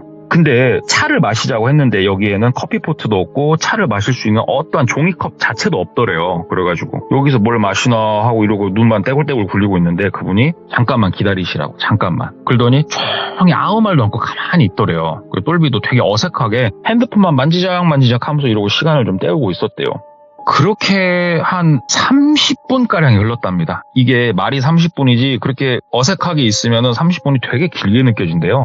30분 정도 지나니까 바깥에서 똑똑똑똑 노크를 누가 하더래요. 그러니까는 그 사장님이 일어나가지고 하면서 문을 열어주더래요. 그러니까는 바깥에 누가 와가지고 인사를 이렇게 하더래요. 봤더니 남자들이더래요. 한 3명 왔더래요. 그래가지고 뭔가 하고 이렇게 보니까는 딱 그 사장님이라고 할게요. 처음에 일을 주최를 했던 그 사장님이 좀 데리고 가 라고 얘기를 하더래요. 그 똘비가 누굴 데리고 가라는 거지? 설마 나? 이 생각을 하는데 그 남자 3명 중에 2명이 방으로 우르르 들어오더니 그 똘비 방에다가 부적을 세팅하신 분 있잖아요. 네. 그분을 그 목 뒷덜 밑에 잡아가지고 끌고 나가더래요. 그분이 나가면서 막 아이고 이러시면 안 되는데 아이고 이러면서 크게 저항도 안 하지만 굉장히 나가기 싫은 희한한 소리를 내면서 끌려 나가더래요. 그분이. 똘비가 이렇게 보면서 뭔 상황인가? 그래서 사장님 이게 무슨 상황이에요? 그러니까는 아니에요. 똘비 씨는 뭐 크게 신경 쓰지 마시고 돈을 좀 드려야지 내가 지금 드리자 까먹기 전에 하면서 그 자리에서 핸드폰을 열더니 250만 원을 송금을 딱 해주더래요. 똘비한테. 그래가지고 아유 감사합니다 사장님. 그러니까 딱 그 사장님이 똘비 씨 마지막으로 좀 하나 물읍시다. 진짜로 좀 이상하게 느껴진다든지 평상시랑 좀 내가 다르다든지 이런 게 전혀 없었어요? 그러더래요. 그래가지고 전혀 그런 건 진짜로 제가 못 느꼈습니다. 제가 애초에 말씀드렸다시피 이런 거를 제가 애초에 믿지를 않는 사람이라 그럴 수도 있겠다는 생각이 들어요. 그러니까는 그 사장님이 이러니까 이게 돈을 주면 돈값을 못하니 사람이란 그러면서 잠깐 계셔요? 그러면서 문 열고 나가더래요. 근데 여기가 샌드위치 판넬로 지어진 작은 오두막 같은 거고 바로 옆에서 어이 하면서 막 나무라는 소리가 들리더래요. 그래가지고 똘비가 놀래가지고 그 샌드위치 판넬 한쪽에 창문이 있었으니까 창문을 살짝 열고 빼꼼 눈을 내밀고 이렇게 봤대요. 그러니까는 그 집을 세팅하셨던 분이 거기서 온갖 수모를 겪고 계시더래요. 거기서 진짜 뒤지게 두드러 맞고 계시더래요. 거기서. 그러면서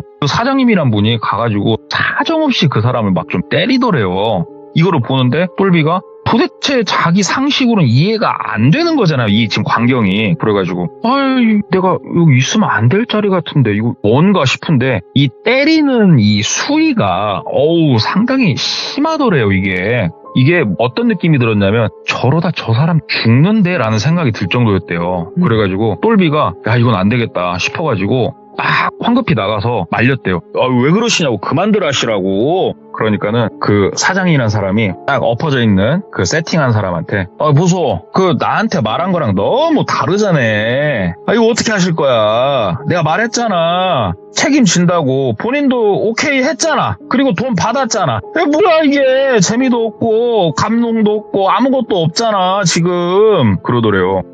똘비가 그러지 마시고 그만들 하시고요 막 얘기를 하니까는 그 사장이란 사람이 똘비 어깨를 딱 잡더래요. 씩 웃으면서 똘비씨 용돈 좀 한번 더 벌어볼 텐가? 그러더래요. 그래가지고 똘비가 무서웠대요. 그래가지고 아니요 저 돈은 더 됐습니다. 괜찮습니다. 얘기를 하니까는 그러지 말고 용돈 좀 조금 더 벌어봐. 내가 한 300 더 줄게. 지금 쏴줄게. 어때? 오늘 저녁에 잠깐만 그럼 하나만 확인하고 가자. 어때? 그러더래요. 그리고 똘비가 아니다고.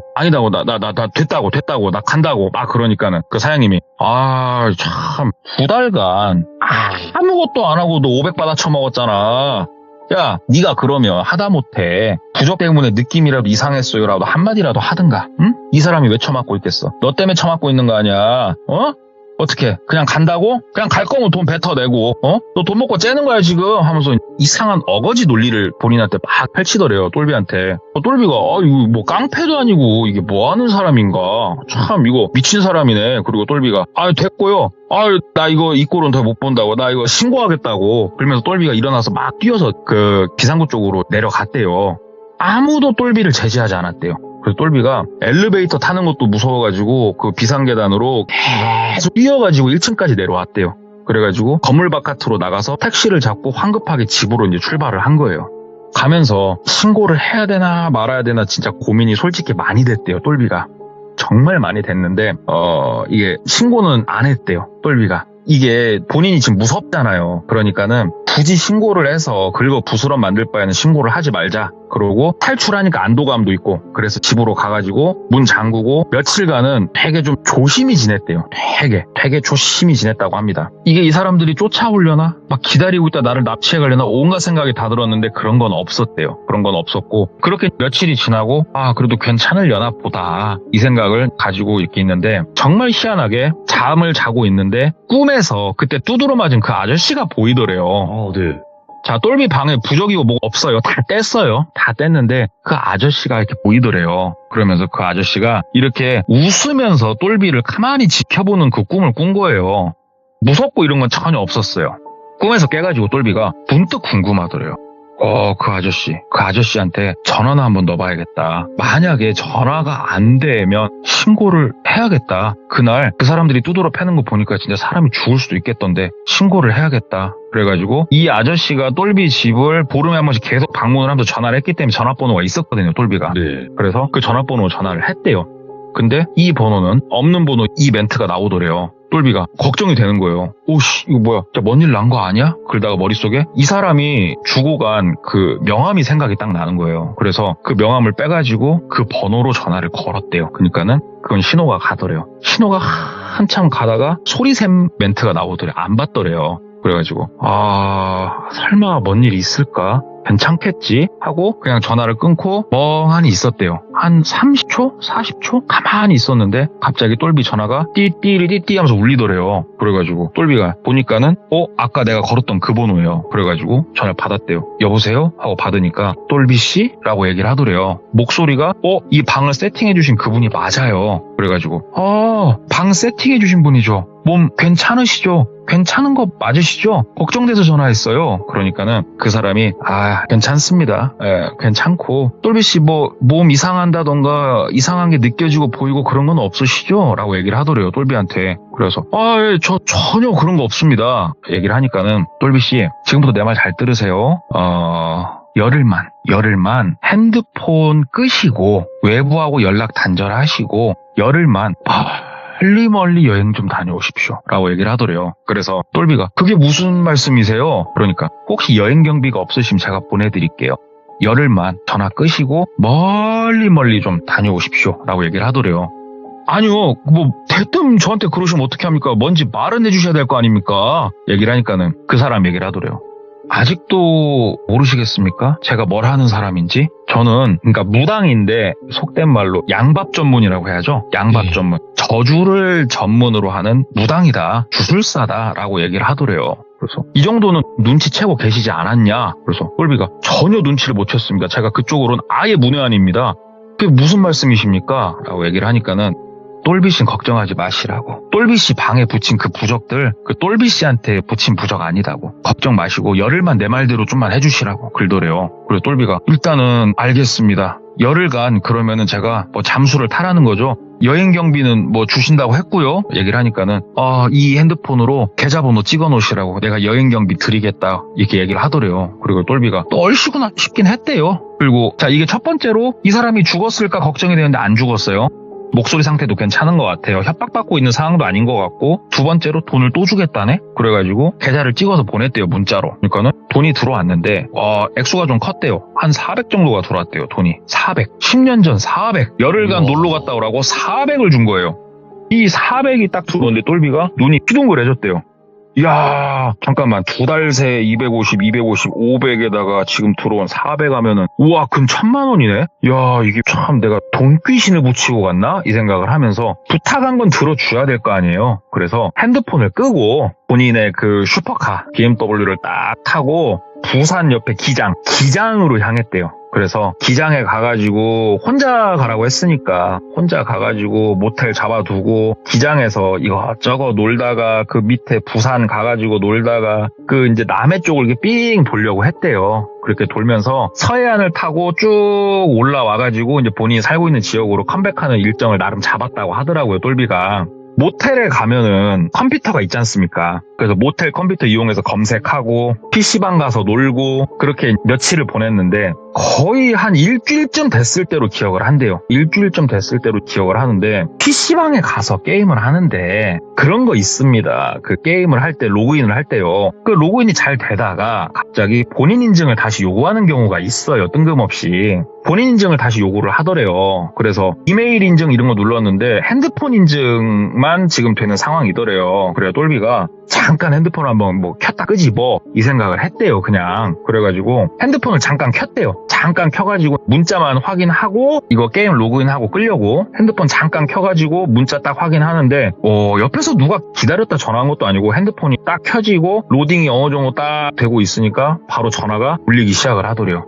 번호는 그 무당이더래요. 번호가. 그래가지고 똘비가 아씨 핸드폰 끄라고 했는데 이거 받으면 안 되는데 아씨 안 받았대요. 전화를.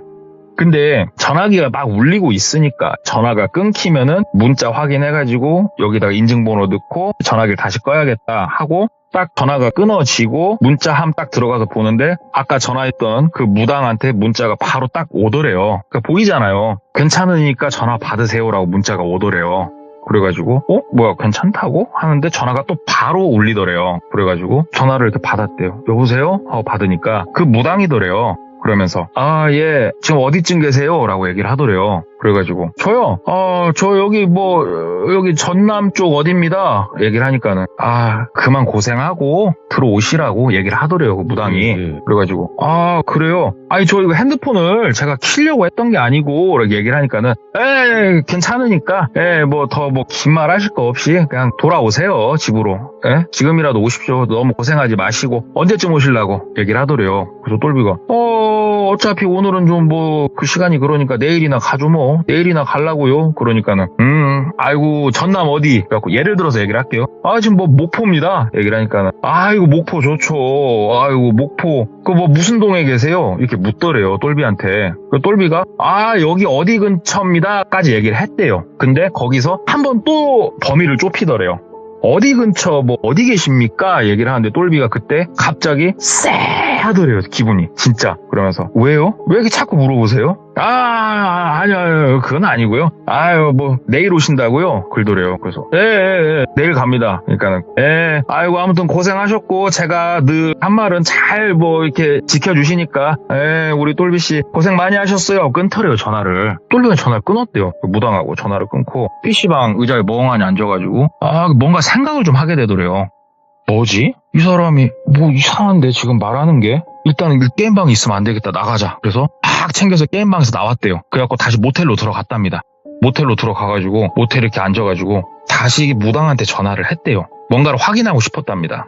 전화를 하니까는 전화기가 꺼져 있더래요. 무당 전화기가. 그래서 똘비가 이거 잠깐만 오늘이 며칠째지? 오늘이 일주일 7일째지? 내일이 8일째. 내일 집으로 간다고 했지? 아니다. 내일 가지 말아야겠다라는 생각이 들더래요. 왜냐면 무당이 끊기 전에 본인한테 그랬거든요. 우리가 한 말은 꼭 잘 지켜서 고맙다고. 뭔가 이게 암호처럼 말했다는 느낌이 좀 들더래요. 똘비가. 그래가지고 느낌이 너무너무너무 쎄해가지고 일단 집은 들어가면 안 되겠다. 열흘이 될 때까지는. 그래서 조금 더 계속 바깥에서 그냥 있었대요. 전화기는 어차피 하면 연락이 됐으니까 끄지는 않았대요. 그냥. 그렇게 열흘이 됐어요. 열흘이 되고 집으로 가는데 그냥 들어가면 안 될 것 같은 거예요. 무서운 거예요. 똘비도 뭔가 이게. 그래서 원룸이라고 말씀을 드렸잖아요. 그 맞은편에 있는 원룸 쪽으로 갔대요. 거기가 들어가는 입구가 반대에 있어가지고 마주칠 일은 없어가지고 그쪽 원룸에 들어가가지고 그 원룸 옥상으로 올라갔대요. 거기 원룸. 다행히 옥상이 열려 있었고 원룸 옥상으로 이렇게 나가서 본인이 살고 있는 원룸 쪽을 이렇게 봤대요. 본인 방이 보일 거 아닙니까? 똘비가 흡연자거든요. 방에서 담배를 펴요. 본인 방에서. 그래서 이 방에서 연초를 피는 사람들은 공감을 좀 할 건데 외출할 때 창문을 살짝 열어놓고 다녀요. 냄새가 환기하라고. 환기하라고. 똘비도 그래서 창문을 살짝 열어놨었거든요. 커튼도 걷어져 있었고 올라가서 대낮이에요. 본인 방을 이렇게 봤어요. 이렇게 보는데 와 거기서 소름이 돋는 거예요. 똘비가. 본인 방에 누가 앉아있어요 지금. 이게 말이 안 돼요. 본인 방에 지금 누군가 앉아있는데 누군지는 정확하게 안 보여요 이게. 그래서 똘비가 야 이건 아니다 싶어가지고 그 자리에서 신고를 했어요. 똘비가. 우리 집에 지금 누가 들어가 있는 것 같다. 제발 출동 좀 해주셔라. 그러니까는 빠르게 와주셨대요. 이 경관분들이. 빠르게 와줘가지고 이게 똘비가 지금 거주하는 집이 맞는지 확인을 하고 나서 문을 같이 개방을 한 거예요. 똘비랑. 하나 둘 셋 하고 문을 개방을 했어요. 이때까지 똘비 집에서 나온 사람, 똘비가 살고 있는 원룸 건물에서 나온 사람 없어요. 문을 딱 개방을 했어요. 그러니까 조용하더래요. 그래서 경관분들도 이렇게 본인들도 순간적으로 숨을 죽이면서 들어가시더래요. 천천히. 그리고 또 예의상 신발은 벗으시고 한 분은 벗고 한 분은 안 벗으시고 딱 들어가가지고 싹 훑어보는데 없더래요. 뭐가. 아 없네요. 아무도 안 계시네요. 하는데 똘비가 아닌데고 분명히 있었다고. 똘비가 너무 답답해가지고 팍 여기저기 훑어보다가 침대 밑을 봤는데 거기에 한 명이 들어가 있더래요. 너무 놀래가 경찰분도 진짜 엄청 놀라셨대요. 그걸 보면서. 그래가지고 그 사람은 어찌됐건 연행을 했어요. 연행을 했는데 그냥 자기가 좀도둑이라고 얘기를 하더래요. 그냥 좀도둑인데 우연히 들어왔는데 사실 반성을 하고 있다. 훔친 것도 없고 내가 괜히 이런 일을 했다라고 생각을 한다. 이렇게만 얘기를 하더래요. 그래서 어찌됐건 지금부터는 똘비 손을 떠났잖아요. 또 이 사건은. 지금부터는 법이 할 일이고. 그래서 똘비가 이건 집으로 옮겨야겠다. 이거는 저거 그냥 도둑 아니다 저거. 이거 뭔 일 있다 싶어가지고 한쪽에 나와가지고 무당한테 다시 전화를 했대요. 근데 무당 전화는 계속 꺼져 있더래요. 그래서 일단 집에 가서 중요한 거 좀 챙겨서 나가서 부모님 집으로 가야겠다 싶어가지고 집에 가서 막 짐을 황급하게 챙겼대요. 막 짐을 챙기는데 그 본인 컴퓨터 책상 옆에 서랍이 하나 있는데 그 서랍 쪽을 열어가지고 몇 가지를 챙기려고 딱 하는데 거기에 편지 봉투 하나 딱 들어있더래요. 이게 뭐지? 근데 그 편지 봉투 앞에 그 우리 그 절에서 쓰는 만자 있지 않습니까? 그게 딱 그려져 있어서 누가 봐도 특이한 봉투니까 그걸 열어서 봤더니 거기에 편지가 하나 써져 있더래요. 그냥 이 집을 빨리 그냥 떠나서 다른 곳에서 정착해서 그냥 사시는 게 좋겠다. 이렇게 써있더래요. 그래가지고 일단은 뭔지는 모르겠는데 알았다고 그냥 혼자서 오케이 고맙습니다. 내가 그냥 뭔가 잘못 얽힌 것 같습니다 하고 짐을 챙겨서 황급하게 나가는데 전화가 딱 오는데 전화가 사장님이더래요. 처음에 이 일을 계획했던 사장님. 와, 이 전화 못 받겠더래요. 그래가지고 그냥 그 소리만 안 나게 옆에 볼륨 버튼 눌러 소리 딱 끄고 다시 막 또 가고 있는데 전화가 또 곧바로 또 울리더래요. 그러니까는 핸드폰을 꺼야 되나 어찌해야 되나 그래가지고 또 다시 한번 옆에 볼륨 버튼을 누르고 차에다가 이제 짐 막 싣고 출발하려고 하는데 전화가 또 계속 울리더래요. 쉬지 않고 전화를 거는구나. 핸드폰을 꺼야겠다. 그래가지고 전화기가 이제 막 울리고 있어가지고 이 전화 꺼지면은 핸드폰 꺼야겠다 하고 이렇게 보고 있었대요. 근데 덜커덕 하면서 차 문이 열리더랍니다. 그러면서 그 사장님이 서 있더래요. 진짜 놀래가지고 토끼 눈 뜨고 이렇게 쳐다봤대요. 그 사장님을. 그러니까 그 사장님이 잠깐 얘기 좀 하자고 내리라고. 똘비가 차 문을 막 닫으려고 했대요. 그러니까는 그분이 차 문 딱 잡은 상태에서 내리시라고. 내려서 얘기만 좀 하시자고. 어디 가자고 안 한다고. 여기서 얘기만 좀 하자고. 차 타라고 그러더래요. 근데 똘비 그 차는 못 타겠더래요. 그래가지고 아니다고 그냥 여기 주차장에서 말씀하시자고. 그러면은 그래서 서가지고 주차장에서 얘기를 했대요. 그분이 얘기를 하더래요. 똘비 씨 뭐 때문에 그렇게 황급하게 그렇게 그러시냐고 전화도 안 받고. 그래가지고 똘비가 아니요. 그런 건 아니고요. 막 얘기를 하니까는 그분이 내가 1,000만 원 줄 테니까 나랑 딱 1시간만 같이 있자고 얘기를 하더래요. 그리고 똘비가 1,000만 원이 아니고요. 1억을 주셔도 저 뭐 안 한다고 저한테 연락 그만하시라고 또 연락 더 이상 안 하고 싶다고. 그러니까는 그 사장님이란 분이 똘비한테 돈을 얼마를 주면 되겠냐고. 2,000? 3,000? 내가 딴 거 하자고 안 한다고. 1시간만 나랑 같이 있어주라고. 딱 1시간만. 똘비씨 집에서 딱 같이 1시간만 있자고 올라가서. 그러더래요. 무슨 소리 하시냐고. 나 싫다고. 그러니까는 그분이 막 이렇게 두 손을 갑자기 합장을 하더래요. 앞으로. 그러면서 손을 막 비비기 시작하더래요. 그러면서 제발 1시간만 같이 있어주시라고. 제발 딱 1시간만 제발. 그 똘비가 더 기괴하더래요. 이걸 보는데. 그래서 나 싫다고 막 싫다고. 그러니까 그분이 팔하고 다리를 걷어 올리더래요. 근데 이게 긴 팔에 긴 바지 입고 있어서 안 보였는데 이쪽 종아리, 허벅지, 그 다음에 팔 쪽으로 해가지고 그 피멍 있죠, 피멍. 시커먼 피멍이 여기저기 막 이렇게 들어있더래요. 누가 보면은 이거 뭐 죽을 병 걸린 사람으로 보일 거예요, 진짜. 그걸 보고 똘비가 하고 놀래니까 제발 1시간만 같이 있자고 막 그렇게 얘기를 하더래요. 그래서 똘비가 아니다고, 그냥 여기서 하실 말 하시라고, 내 방은 왜 올라가시냐고, 나 싫다고. 그러니까 그분이 막 갑자기 핸드폰을 꺼내면서 말씀만 주세요. 지금 내가 3천? 4천? 얼마를 입금할까요? 지금 내가 돈 바로 입금하고 나 좀 살려주세요. 그러더래요, 그분이. 그리고 똘비가 너무 막 무서워서 아니요, 돈은 됐고 저 갈래요. 그리고 뒤로서서 가니까 그분이 뒤에서 똘비 어깨를 잡더니 우리 초크 있죠, 초크 쪼르는 거 뒤에서 목을 막 쪼르더래요, 잡고. 순간적으로 딱 잡히니까 똘비가 숨이 칵 막히더래요. 캑거리고 막 그러고 손으로 막 쳤대요. 노라고.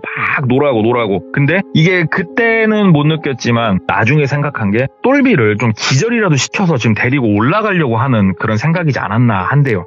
거기서 막 거리면서 발로 옆에 그 원룸 유리문 그쪽을 막 펑펑 찼대요, 똘비가. 그러니까는 마침 지나가는 행인이 있었나 봐요. 지나가는 행인이 이렇게 보더니 이게 뭐 무슨 일인가 하고 막 소리를 질러주시더래요. 거기 뭐야 하고 아랑곳하지 않고 막 그러니까 똘비가 막 발로 차면서 막 목소리도 잘 안 나오는데요. 막 칵칵거리고 있으니까 그분이 막 와가지고 이렇게 밀면서 똘비를 구해주시더래요. 아저씨였다고 하는데 막 그러면서 동네 사람들 신고 좀 해주세요 막 외치면서 그분이 그렇게 해주셨대요. 그러니까 그 보고 있던 그 사장이라는 사람이 이 상황까지 왔으면 도망가야 될 거 아니에요. 근데 딱 손을 풀고 콜록콜록거리고 있는 똘비한테 다시 딱 이렇게 몸을 수그리더니 나한테 1시간만 주세요. 1시간만 같이 올라가자. 1시간만 제발 막 그러더래요. 똘비가 싫다고 나 좀 구해주시라고 살려주세요 목소리를 막 낸 거예요. 그리고 얼마 안 있다가 다시 또 경찰이 출동을 했죠, 또. 그래서 이걸 도와주신 아저씨가 증인해주시고 그래가지고 또 끌고 갔어요, 경찰이. 또 끌고 가가지고 똘비는 뭐 집에서 짐은 다 챙겨놨으니까 바로 부모님 집으로 날랐어요. 부모님 집이 거기서 좀 거리가 있는 도시였거든요. 부모님 집으로 날라가지고 며칠간 한 3, 4일 정도 몸을 좀 추스리고 내가 이거는 지역을 뜨는 게 맞다. 그 지역에서 못 있겠다. 무섭다. 또 나를 알아볼까 어쩔까 무섭다. 먼 이 지역에서 그냥 다시 일자리를 찾아봐야겠다. 시골이지만 그 생각을 이렇게 딱 하고 있는데 문자가 딱 오더래요. 그래서 문자를 이렇게 봤더니 그 무당 번호더래요. 그래가지고 거기서 무당 번호에서 다 끝났습니다. 고생하셨습니다. 라고 문자가 이렇게 오더래요. 그래가지고 전화를 해봐 마라 하다 했대요, 똘비가 전화를 하니까 무당이 받더래요. 그래가지고 예, 무당님 저 이런저런 일이 있었습니다. 라고 얘기를 하니까 그 무당이 웃으면서 고생하셨다고, 죽을 팔자는 아니었으니까 너무 그렇게 무서워하지 마시고 딱 앞으로 2년간만 그 지역 가지 말라고, 딱 2년만 그러더래요. 그래서 무슨 일인지 설명이나 한번 해주십시오 얘기를 하니까 처음에 일을 계획한 사장이라는 사람 있지 않습니까? 돈이 굉장히 많으신 분이래요. 태어날 때부터 돈이 많았대요. 어려서부터. 그 사장이란 사람, 뭐 똘비가 이렇게 봤을 때 나이가 30 중반? 30 후반? 이렇게 봤는데 나이도 30 초중반밖에 안 됐고 원래부터 돈이 많은 사람이었대요. 원래부터가. 근데 그 사람이 컴플렉스가 하나 있었대요. 어려서 본인이 좀 쪽팔린 일을 좀 학교 다닐 때 겪은 게 있었는데 그거를 옆에서 도와준 친구가 있었다는 거예요. 근데 그때는 고마웠는데 본인이 나이를 먹고 사회적 어느 정도 지위를 가졌다 생각하고 살아보니까 어렸을 적에 본인이 받았던 이러한 은혜가 지금 와 생각해보니까 본인의 오점이 되어 있다는 생각을 한 거예요, 그 사람이. 그래서 무당을 찾아서 돈을 주면서 네가 사람을 죽이는데 시간이 얼마나 걸리냐, 무당이 2달이면 된다 돈 주면. 그러니까 돈을 주면서 2달이란 시간을 줄 테니까 내가 사람 하나 구해올 테니까 네 능력을 보여라. 단 그러지 못했을 때 너는 그에 상응하는 값을 치러라. 근데 무당이 처음엔 콧방귀를 꼈대요. 콧방귀를 끼고 돈을 좋아하니까 무당도 그렇게 했는데 무당이 내가 한 달이 좀 못 됐을 때 내가 어느 정도 계시를 받았다 이거예요. 자기가 잘못돼버리는 죽는 계시를 받았다는 거예요. 그 사장 때문에. 그래서 그때부터 준비를 했다. 그 네 방에 있는 이러한 것들이 널 향한 게 아니었고 그 사장놈을 향하게 내가 바꿨다. 기도의 내용도 바꿨고 너한테는 미안한데 희한할 정도로 너한테는 기도빨이 안 들어가긴 하더라 얘기를 하더래요. 그래서 똘비가 그 얘기를 듣는데 만약에 그럼 나한테 기도빨이 들어왔으면 사장한테 안 틀었겠네요. 그럼 저한테 계속 죽으라고 하셨겠네요. 그러니까 그 무당이 미안하다고, 진짜 미안하다고, 내가 그래서 너 돈 주지 않았냐고, 400만 원 미안하다고, 그 400만 원 준 거 딴 거 아니었다고, 내가 미안해서 준 돈이라고. 그 얘기를 듣는데 와, 이 무당이란 사람도 이거 진짜 이거 맨정신으로 상대할 수 있는 사람이 아니구나 싶더래요, 똘비가. 그래가지고 그래서 2년간은 왜 가지 말라고냐고, 거기를. 그러니까는 내가 이렇게 어느 정도 계시로다가 이렇게 바라봤을 때 네가 2년 안에 그 지역에 들어가면 그 사장하고 다시 얽힐 가능성이 크다고, 기온 자체가. 2년 있다가 들어가라고 할 거면 영원히 안 들어가는 게 더 좋고. 근데 이것만 알아두라고, 그 사장하고 너하고 우연이라도 다시 만나게 되는 날, 그날부터는 네 인생 조심하라고, 내가 너한테 정말 미안하다고 그러더래요. 똘비가 일단은 뭐 알았으니까 끊자고 하고 끊었대요. 이제 앞뒤는 알았으니까. 이걸 어디서부터 어떻게 내가 믿고 생각해야 될지는 모르겠는데 어찌됐건 한 2년간은 거기를 가지 말라고 했잖아요. 그래서 실제로 2년 정도는 그쪽 지역을 아예 안 갔대요. 아예 안 가고 지금까지 뭐 별다른 탈 없이 살고 있는데, 이 일을 겪은 똘비가 지금도 무의식 중에 음식점에 이런 데 가면은 주위로 훑어본대요. 그 사장이 있나 없나, 지금도 무의식 중에. 그 정도로 한 사람 인생에 어떠한 방점을 찍어줬던 어떤 그 미친 돈 많은 사람이 했던 이상한 일 때문에 겪은 이야기. 야. 이유도 없고 앞뒤도 없는, 진짜로 알바 좋다고 했다가 겪은 그 이야기. 이야.